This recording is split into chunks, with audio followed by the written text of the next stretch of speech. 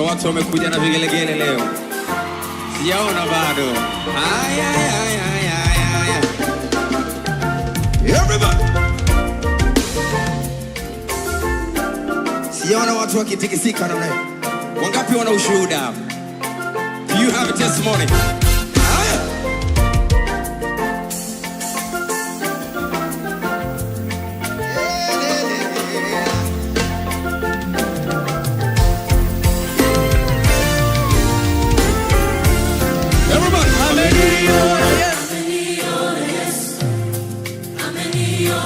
Wangapi Yesu wamewaona? Wangapi wanao ushuhuda kwamba Yesu amewaona? All right. Everybody now. Ameniona Yesu. Everybody now. Ameniona. One more time. Ameniona Yesu. Ameniona Yesu. Oh,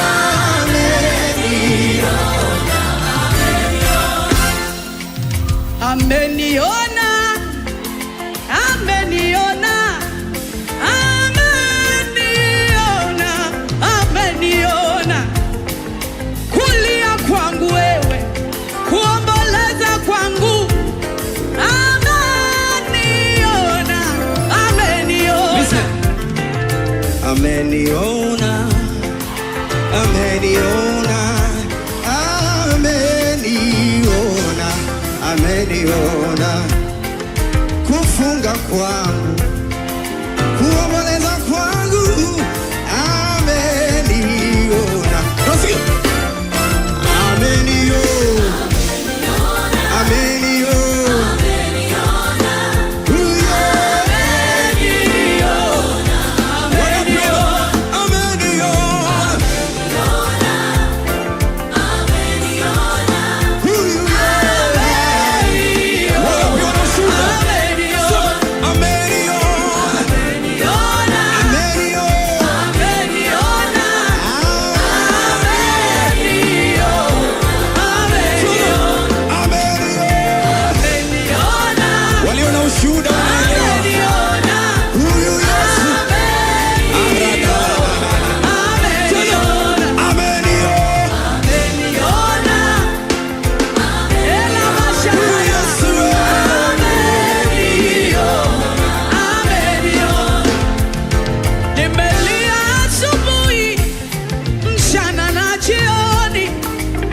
Sikujua kama Bwana ananisikia. Nikaomba, nikafunga, nikakata tamaa leo. Ameniona, ameniona. Kuomba kwangu, kulalamika kwangu. Ameniona, ameniona. Umasikini wangu, utajiri wangu. Ameniona. Sema, ameniona.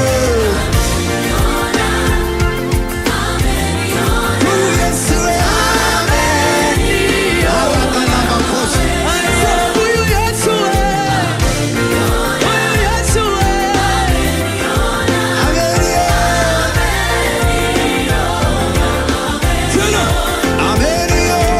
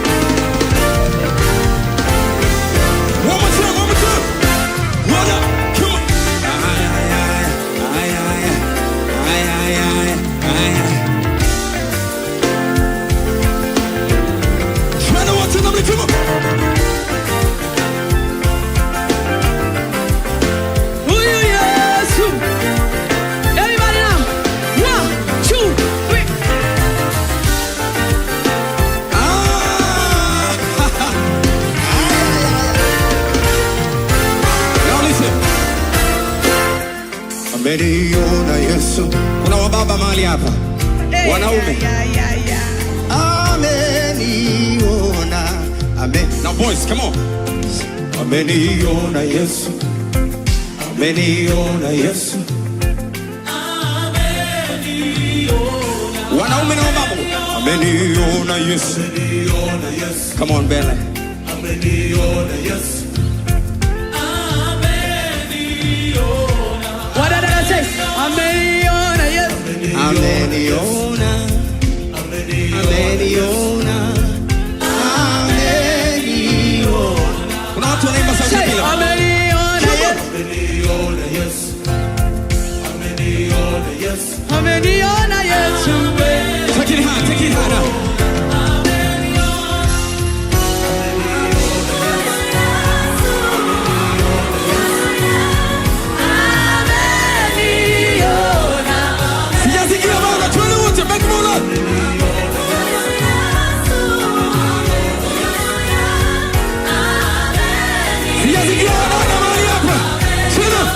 Everybody now.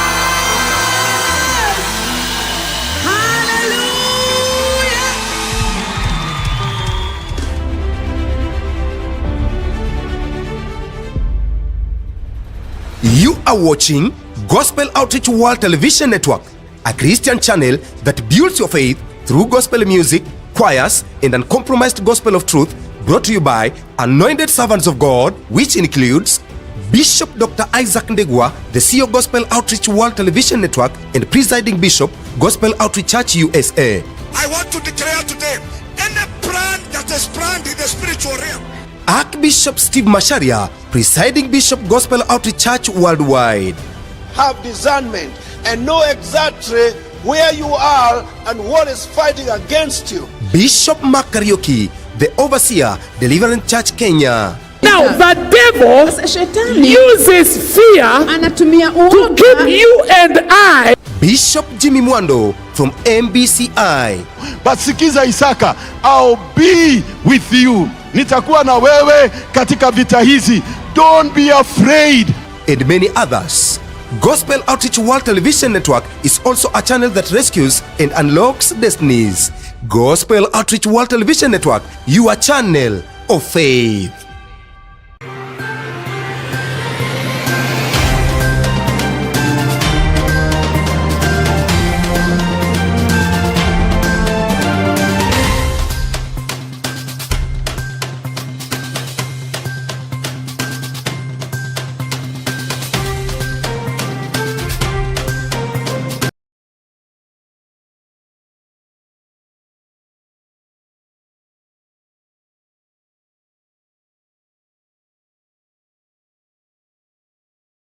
Uniokoe na mikosi ya shetani. Yesu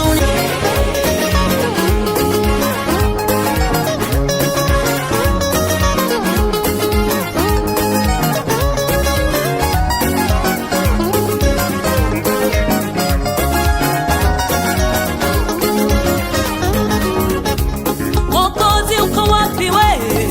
Mimi nakutafuta, dunia imeshachafuka. Yesu uniokoe. Mwokozi uko wapi we? Mimi nakutafuta, dunia imeshachafuka. Yesu uniinue. Kila kona mabaya yanatokea, dunia imepotoka, watu wote waovu. Kila kona mabaya yanatokea, dunia imepotoka, watu wote waovu. Baba, Yesu, Mungu uniokoe. Njoo Baba, njoo Yesu kwenye maisha yangu leo. Baba, Yesu, Mungu uniokoe. Njoo Baba, njoo Yesu kwenye maisha yangu leo.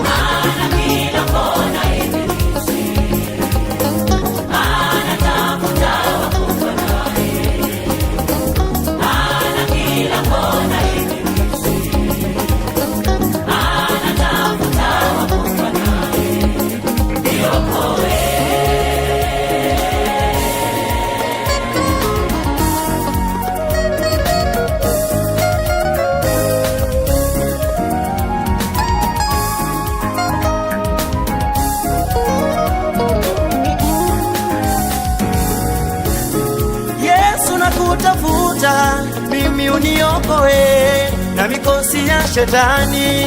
Yesu nisafishe, nimetenda dhambi. Yesu leo nisafishe, ninatubu dhambi. Yesu mwanao nisamehe.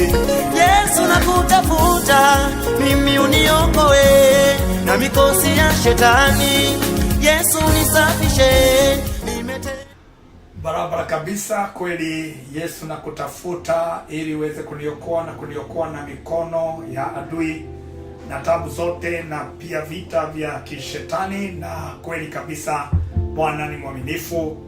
Na kusalimu tena kwa jina la Mwokozi wetu Yesu Kristo. Najua ya kwamba Bwana amekulinda na amenilinda pia, na nashukuru kwa sababu ya kutupatia muda mwingine wa kuwa na kipindi hiki siku ya leo. Tumekuwa na shughuli mbalimbali na tumechelewa kiasi kikubwa kweli kufanya mikutano ama kufanya program hii masaa haya ya jioni. Sio kawaida yetu, lakini kwa sababu ya mambo ambayo hayangeweza kuepukika, basi ikawa namna hiyo. Lakini hata hivyo tuko na tunajua ya kwamba watu ukiamuka utasikiliza program hii na itakuwa baraka kwako, kwa sababu ujumbe ambao Bwana ataachilia moyoni mwako utakuwa wa baraka sana. Na leo tunaendelea kuzungumza kuhusu mabadiliko ambayo yanaleta shift ama yanaleta muondoko mkuu wa kiutume ama apostolic shift. Katika hiyo ukipenda kuzungumza kuhusu ya kwamba mabadiliko, kisha kutana na Mungu katika maisha yako, lazima uwe na mabadiliko. Hakuna yeyote ambaye alikutana na Mungu na maisha yake ama akaguzwa na uwepo wa Mungu maisha yake akabaki kuwa ya kawaida tena. Popote Mungu alipita, watu watajua ya kwamba alipita kwa maisha ya mtu. na kwa hivyo lazima uwe na mabadiliko yanayokuwa dhahiri. Tumekuwa na kongamano kubwa ambalo limekuwa la baraka sana, na lazima kabisa kila mmoja ambaye alifika na wale walisikiliza hata online, lazima uone ya kwamba investment ambayo ilifanywa wakati ule haitakuacha kuwa mtu wa kawaida tena.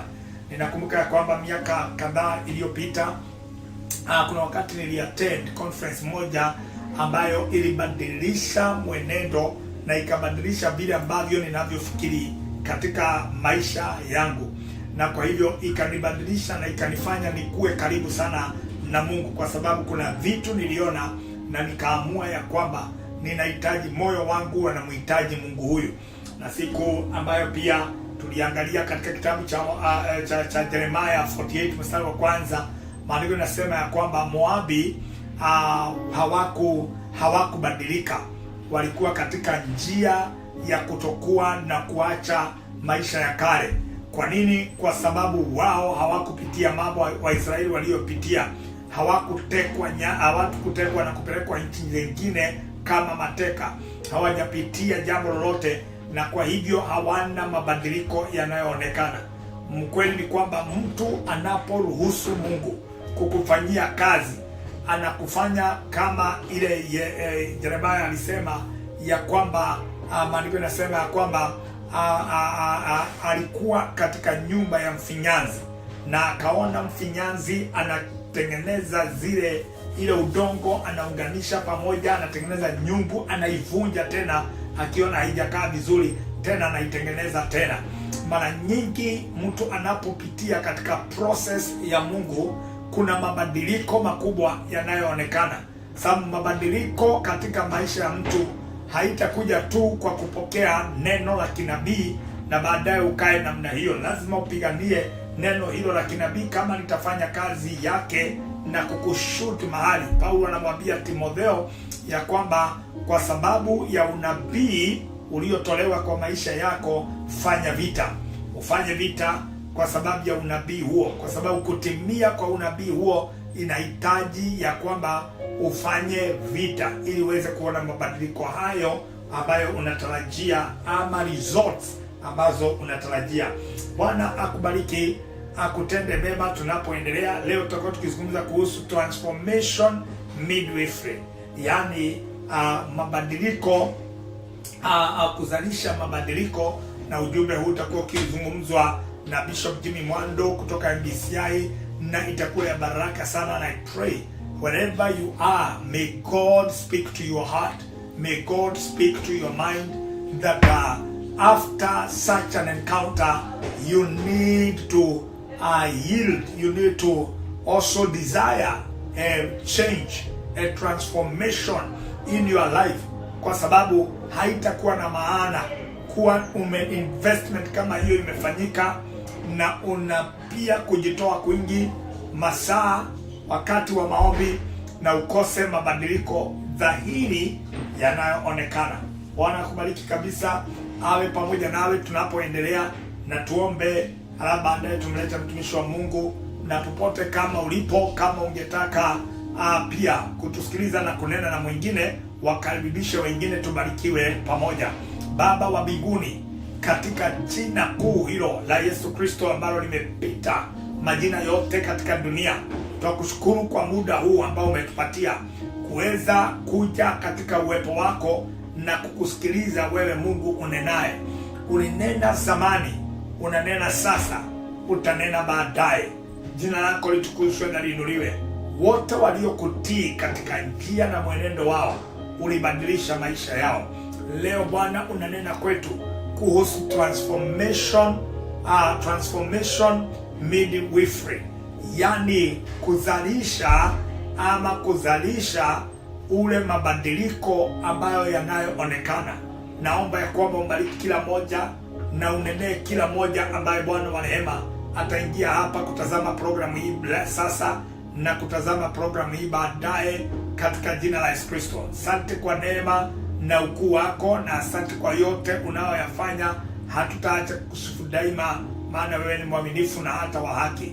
Naomba ya kwamba umbariki mtumishi wako Bishop Jimmy Mwando, anapokuja kunena pamoja nasi, umtumie kama chombo chako ambao umeheshimisha, na Bwana uweze kumbariki na kuweza kutubariki pia. Libarikiwe jina lako na litukuzwe, maana ni jina lenye uwezo. Ni kwa jina la Yesu Kristo Mwokozi wetu tumeomba na kushukuru. Amen and amen. Bwana akubariki kabisa na akutende mema. AICT Chang'ombe ndio watakayeleta mtumishi wa Mungu. Wanasema ya kwamba kuhusu jengwa uendelee kukomaa, uendelee kuongezeka na kufaulu katika maisha yako. Alafu tukileta mtumishi wa Mungu na tubarikiwe kabisa na neno ambalo atalileta. AICT Chang'ombe kwaya, karibuni sana na Bwana aendelee kuwabariki kwa jina la Yesu Kristo. Amen.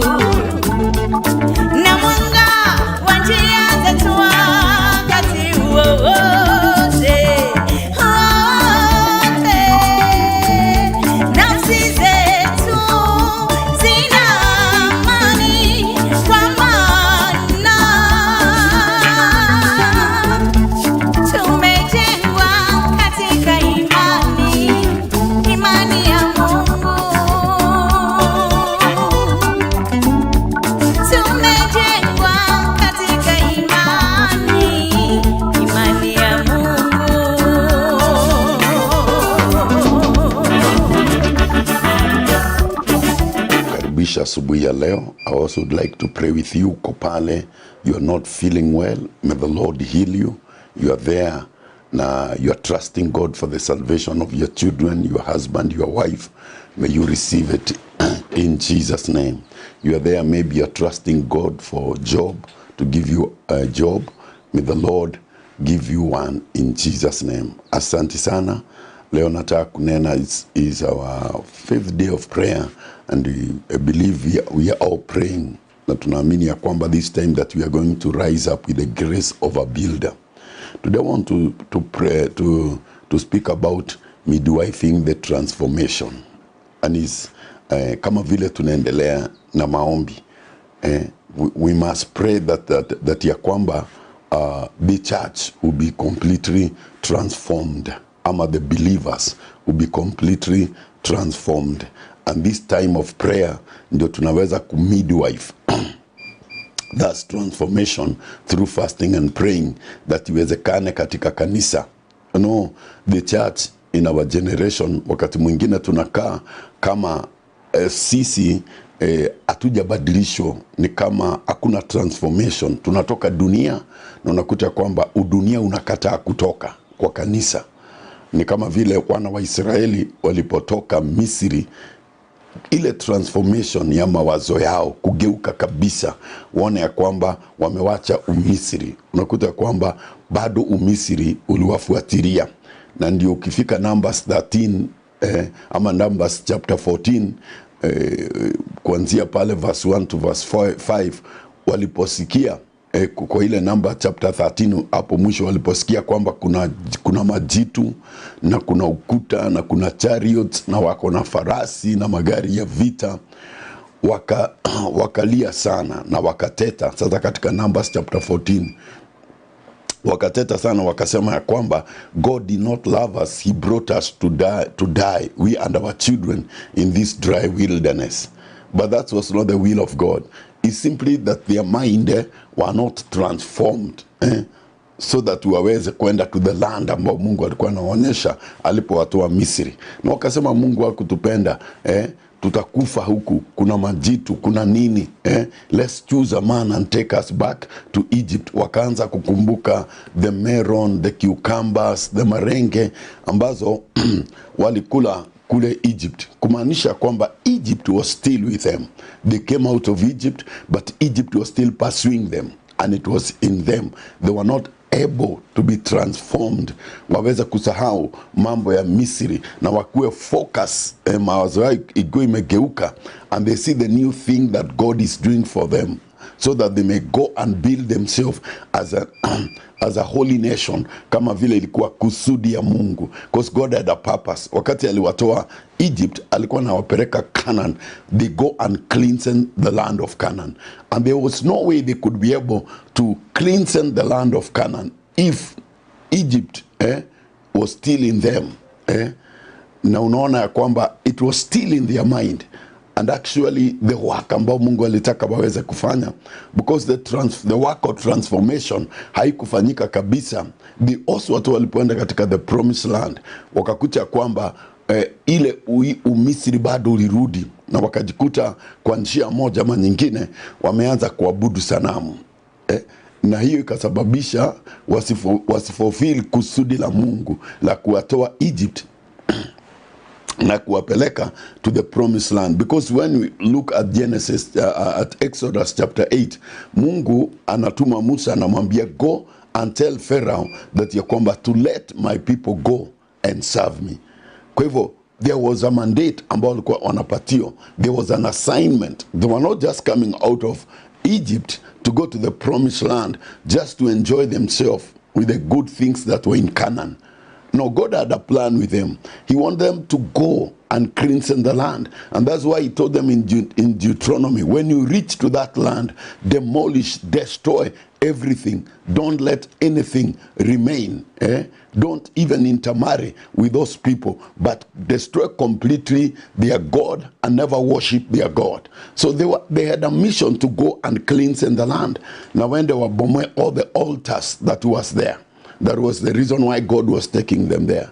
But you see, because Umisri uliandamana pamoja nao, bado hawakuweza kufanya kazi hiyo kama vile Mungu alivyokuwa anataka. Na alikuwa amewaambia, nimeweka mbingu na dunia kuwa mashahidi, that ya kwamba leo nimewekea uzima na mauti, lakini ninawaagiza mkachukua uzima ili mkaishi nyinyi pamoja na watoto wenyu. Na nyinyi mkienda huko na muabudu miungu hiyo ya sanamu, mkatae kuimaliza muiabudu, kama vile nilivyofanya wale waliyekuwako huko, hivyo ndivyo ndakavyowafanya, na niwaweke kwa mashua na niwarudishe Misri. You see, they had a plan. So the only problem here ni ya kwamba Misri ilipelekana pamoja nao. They were never transformed. Na sasa we also need to pray for our church of our generation, because in the church of our generation also God has an agenda. Tulitolewa in the kingdom of darkness na tukakuwa translated to the kingdom of light. Kukiwa na assignments ambazo Mungu alitaka tuweze kufanya, and without doing those assignment, then hatuta fulfill the purpose of our calling. Jesus anasema vizuri, as my Father has sent me, I've also sent you. So we are here with a mission. We have been sent. We are ambassadors of of the heavenly kingdom. We represent the heavenly kingdom in this planet. So for us to be able to function well and be successful, then our mind must be transformed. And that's why we're in prayer. And it should be our prayer to pray for the church, that our church will not behave like the church in the wilderness, where they came out of Egypt, but they were not completely transformed, so that they can be able to do the work that God had brought them to do in Canaan. So, and if they could have done that, the Lord told them, then you always be the head and not the tail. Your enemies will come in one way, I'll scatter them in 7 ways. You always lend to many and borrow to none. If they could have done what God wanted, that was a promise that God had given them. We also have a lot of promise, including the eternal life. Not only the things of this planet. Ours is not only about living well in this planet, but we also have a promise that our Father has given us, that is eternal life after this world, that we shall live again and we shall reign again with Him. If that is a promise we have, then we must allow our mind to be transformed, and it's only by prayer. It's only by prayer we can be able to do that. And the benefit when our mind are transformed, there are things that we are supposed to do. Number one, let us read the scripture that's in Romans, Romans chapter 12, and I'm reading from verse 1 to 2. Therefore, I urge you, brethren, in the view of God's mercies, offer your body as a living sacrifice, holy, pleasing to God. This is your spiritual act of worship. Do not be conformed any longer to the pattern of this world. That is part A of it, that our mind must be transformed, not to be conformed to the pattern of this world. There must be a change in our mind. So transformation is two-way. One is our mind to be not conformed to the pattern of the world, but to be renewed. To be renewed. The other part, our mind must be renewed, so that we can now start to see or to think or to do like Christ. Without a renewed mind, we cannot think like Him. We cannot see like Him. We cannot act like Him. For us to act like Him, then our mind must be renewed. Renewed after we have been transformed, not to be conformed to the pattern of the world. So our mind must be completely transformed.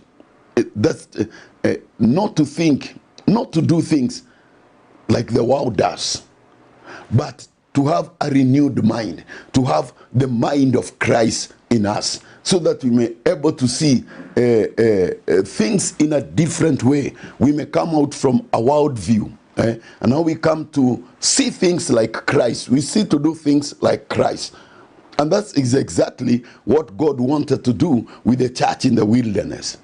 But unfortunately, the church in the wilderness was still conformed to the pattern of Egypt. And they started to see the things how they were done in Egypt. And they started to desire the things that were in Egypt. And that's why they were complaining in the wilderness that they don't have the cucumber and the merengue and the melon that they ate in Egypt.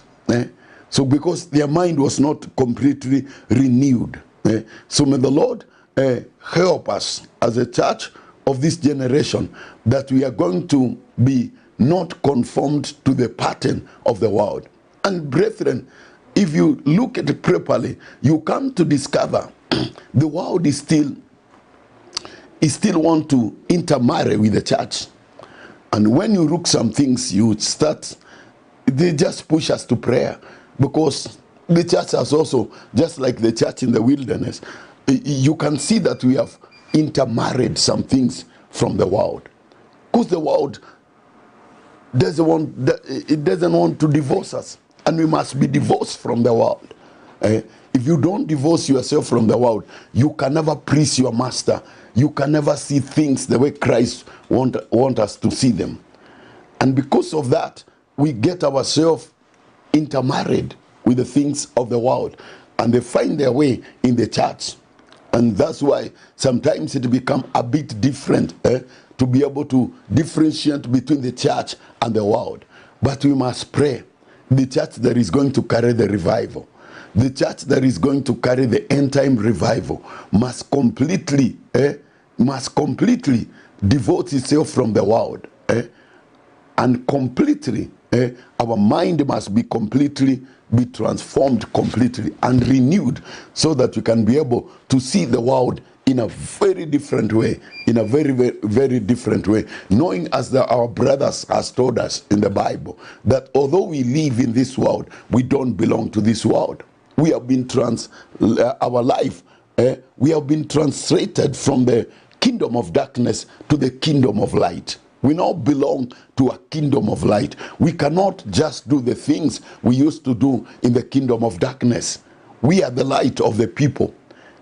So if that transformation is not done, then we will not be able to fulfill the assignment.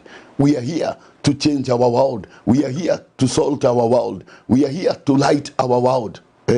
And for us to be able to do that, then our mind must be renewed and think like Christ. You see, the Bible says, although Jesus was equal to God, or he was God, he humbled himself to a level of a human being and died the death on the cross to fulfill what his Father had sent him to do.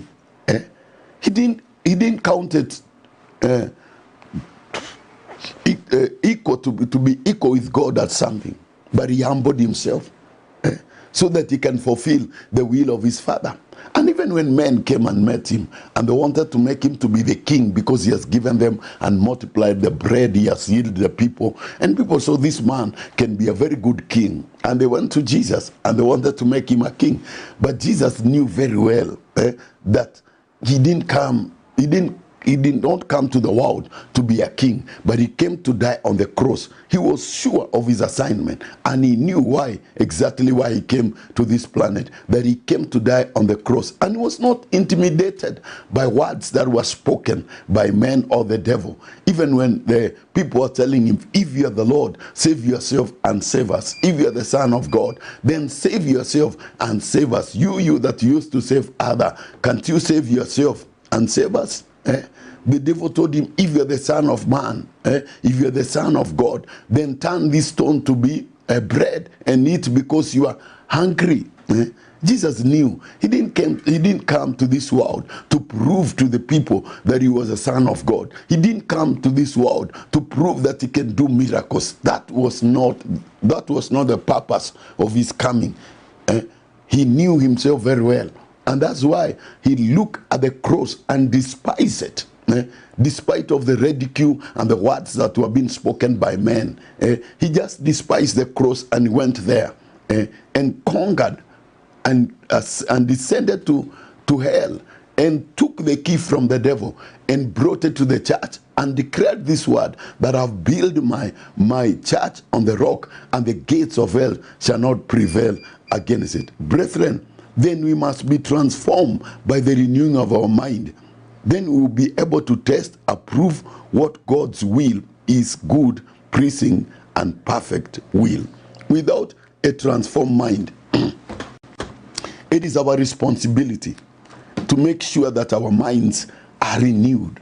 It's our responsibility. When Paul was speaking to the church in Ephesians, he had these words of counsel to the church of Ephesians. Na hii ndio ilisababisha kanisa la kwanza halikutimiza majukumu yake. This because their mind was not transformed. So Paul speaks to the church of Ephesians in Ephesians chapter 4. Let me read from verse 23. Be made new in the attitude of your mind.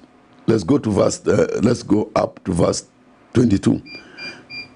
You are taught with regards to your former ways of life. Put off your old self, which is being corrupted by its dissatisful desire, to be made new in the attitude of your mind, and to put on the new self, created to be like God in true righteousness and holiness. Therefore, each of you must put off falsehood, speak truthfully to his neighbor, for we are all members of one body. This is Paul that's speaking to the church in Ephesus. Ambia kwamba now that you have received Christ, then your mind must be renewed and come out from the old nature, the way you used to do things, the way you used to think. Because if you're not transformed in the thinking, you just think like the world. And even when you come to the church, you just think and do like how the world is doing. And people not see the difference. So for them to see a difference, then we must have that mind of Christ in us. That will help us to live in this planet and fulfill God's will and God's purpose of our life. That's why Jesus was able to deliver us and to fulfill the work of his Father. And he went to the cross and said, all is finished. The work of redemption. What you sent me to do for men, I've already done it. I've redeemed man. I've made them to know you, and you only the true God, and me that you have sent.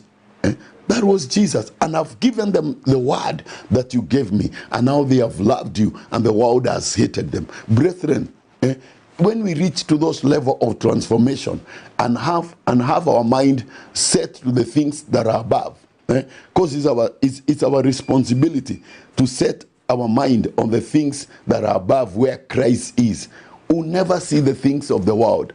We fall to temptation because our mind have not been set to the things that are above. You cannot be born again and your mind is still set on the things that are beneath, that are below, that are here on the planet. You just behave, you just do like the world. What will help us to conquer temptations that comes is when our mind are set from the things of above. Will not be pulled, will not be deceived by anything, will not be attracted to the things of the world. They will not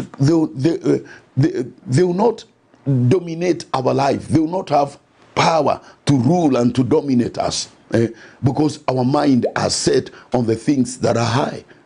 So we cannot be able to be controlled by things that are just here on this earth. We cannot see like the world. The world view will be erased from our memory because of the renewing of our mind. And now, the way we used to see things when we were in a marriage without Christ, we'll see things differently. We'll see things differently. We'll see our partners, our spouse, in a very different way.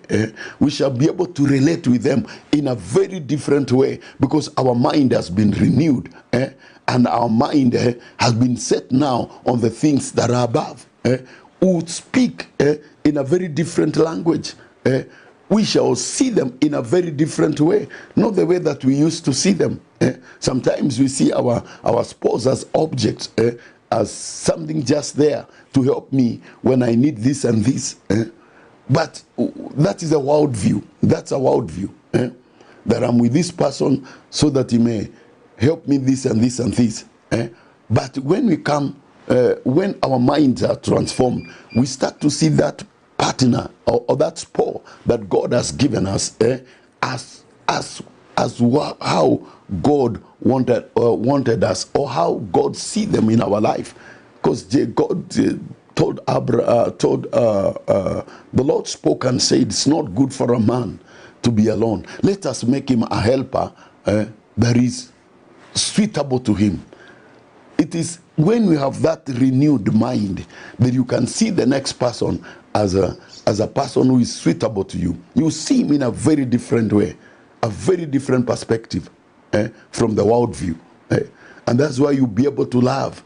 We'll have that love, the love of Christ in us. That when I love person, I love him like Christ. things will do them like the way Christ was doing them. That when mind is set to the things that are above, this temptation that make people to fail, that make people to fall, just like the church in the wilderness, will not be able to defeat us. We'll be able to conquer them. Actually, we'll rise above them. They will not become temptation.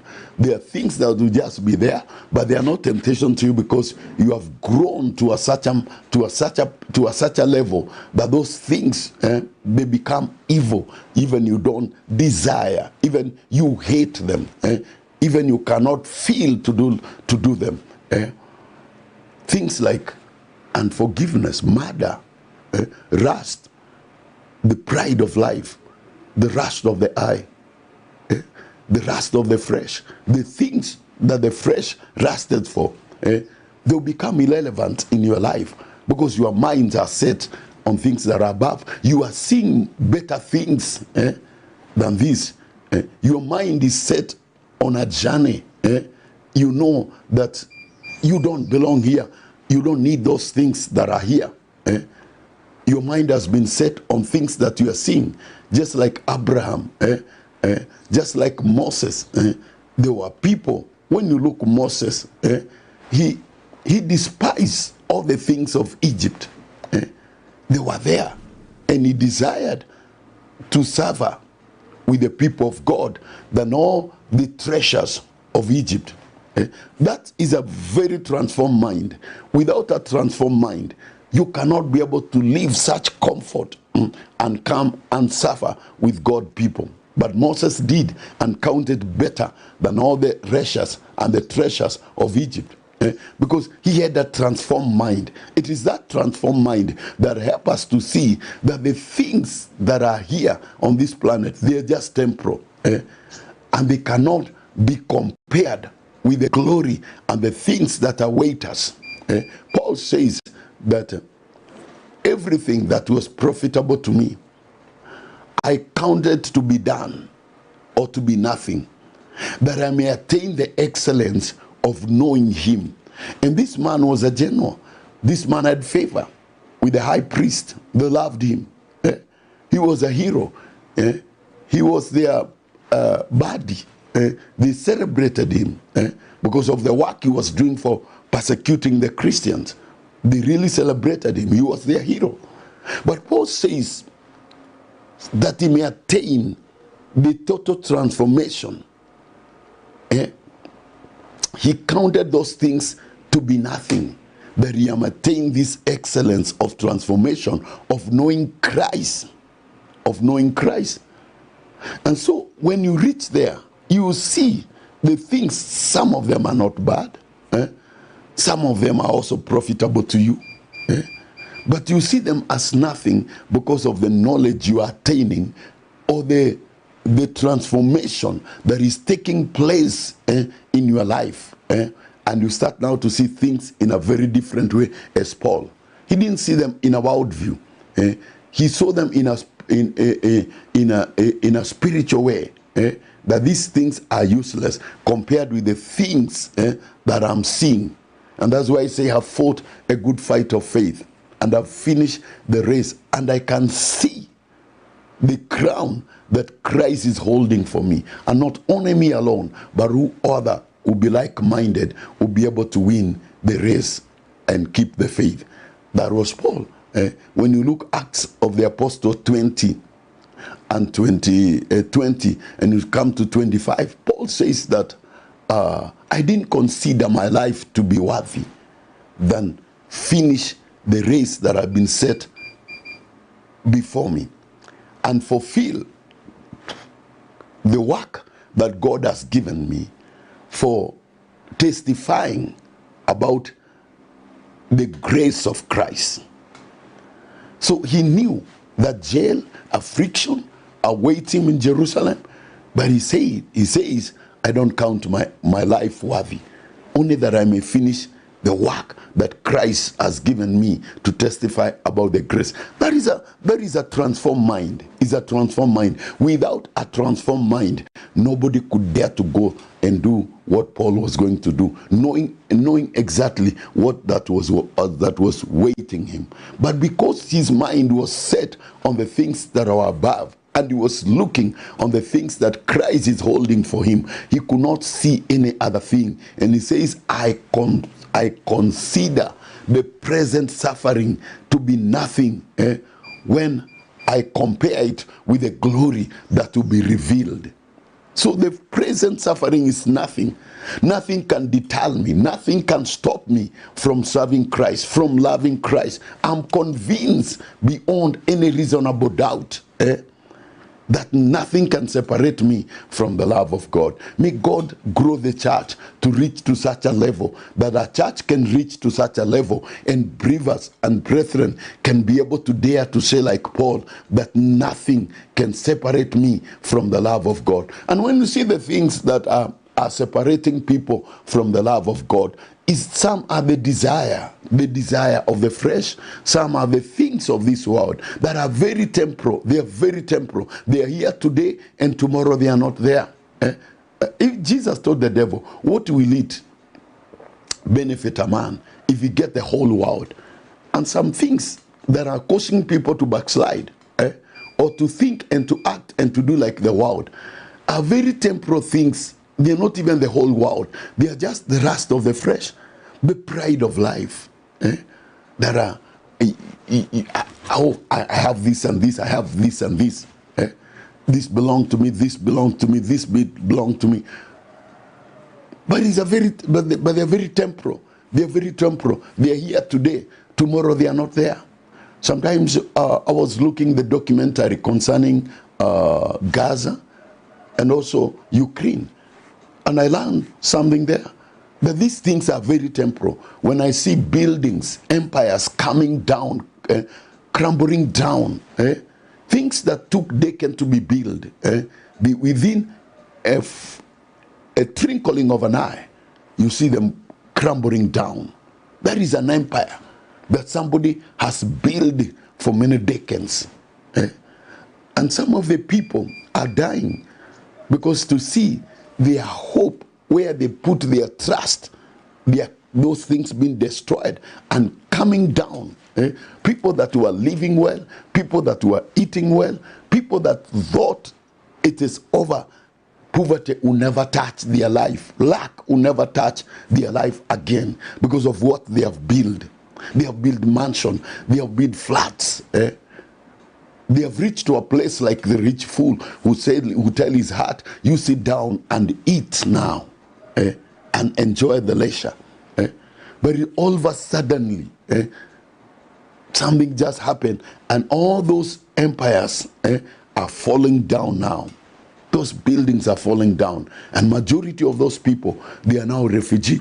They are now lining up to get water and bread. People that were billionaire, people that were trillionaire, people who had names, and there were people, their name were known and feared. But today, they're just queuing for bread and water.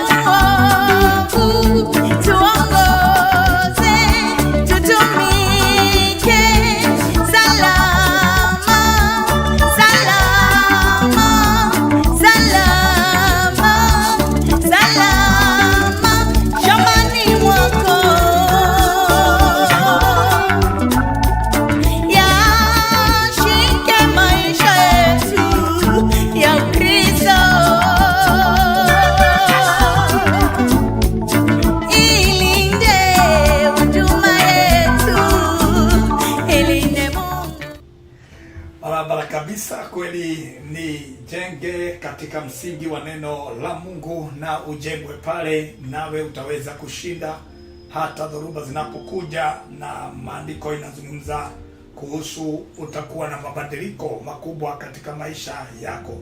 Neno la Mungu limepita ya kwamba mtu akiwa na mabadiliko ya ndani hatajenga msingi juu ya mali, juu ya mambo ambayo ni ya kupotea. Manake wakati ambapo dhoruba itakapokuja na mambo itakapokuja na kuweza kutingiza mambo yale, utakuja kwamba moyo wako unaweza kuumia sana, kwa sababu ulijenga msingi wako kwa vitu ambavyo ni vya kuharibika.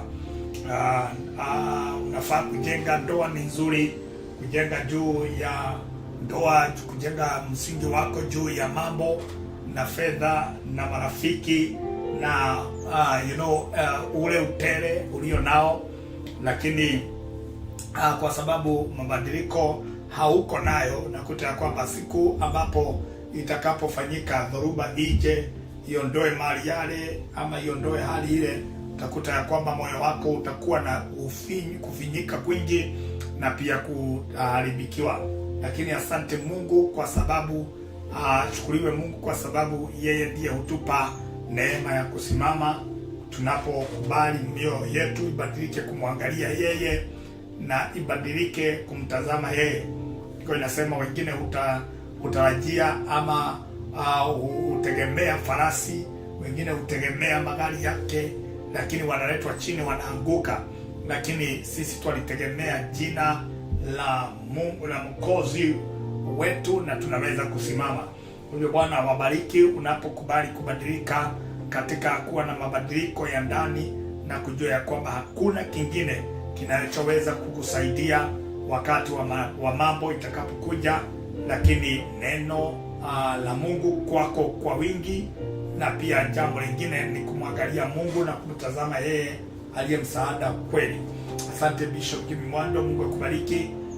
Bwana akubariki kabisa kwa sababu ya kuwa pamoja nasi na kuzungumza maneno ya nguvu namna hiyo. Ujumbe huo umekuwa wa baraka sana, na kuona hapo mtumishi wa Mungu my sister Tabitha Wamboi. Mungu akubariki kwa sababu ya kuwa pamoja nasi. Tulichelewa kweli, na Mungu ni mwaminifu, ametupatia nafasi, lakini hata hivyo Bwana akubariki kwa sababu pia ya kujiunga pamoja nasi. Asante pia Grace Roberts, Mungu akubariki kabisa kwa sababu ya kujiunga pamoja nasi, na wale ambao mtatazama programu hii baadaye, popote Bwana awe pamoja nawe na akubariki na awatende mema. Kibol Kosgei Kibol, Bwana akubariki kabisa na kutende mema. Nasema pia mimi nimekuwa ndani na nimebarikiwa. Ujumbe huo umekuwa wa baraka kwangu. Bwana aendelee kukuinua Kosgei na awe pamoja na wewe katika njia yote, maana Bwana ni mwaminifu. Baba, kwa jina la Yesu Kristo, asante kwa sababu ya kuwa pamoja nasi na kuweza kutunenea katika njia kubwa ambao tunaweza kuielewa. Asante kwa sababu ya ujumbe ambao umeachilia kwa mioyo yetu, umekuwa wa baraka sana. Naomba ya kwamba umbariki kila moja aweze kukata kauli kuzalisha mabadiliko katika moyo wake, na Bwana neema yako iwe nyingi katika jina la Yesu Kristo. Tunapoona mabadiliko yale, tunaweza kusimama na kuendelea kukutumaini wewe uliye mwaminifu na wa haki. Libarikiwe jina lako na litukuzwe kwa sababu umekuwa pamoja nasi. Umbariki kila mmoja ambaye Bwana amejiunga nasi leo, na wale ambao watatazama programu hiyo baadaye. Mungu wa rehema uwe pamoja nao na pia uwainue. Asante kwa yote ambayo Bwana umefanya. Mioyo yetu imebadilika na imekuangalia wewe uliye mwaminifu. Asante kwa Bishop Jimmy Mwando, mbariki na uendelee kumtumia kwa sababu ya wema wako. Libarikiwe jina lako. Wale walio wagonjwa watakuja hapa, na wale ambao pia wajisikii vizuri sasa, naomba uponyaji wa maisha yao, familia yao, ni kwa jina la Yesu Kristo Mwokozi wetu tumeomba na kushukuru.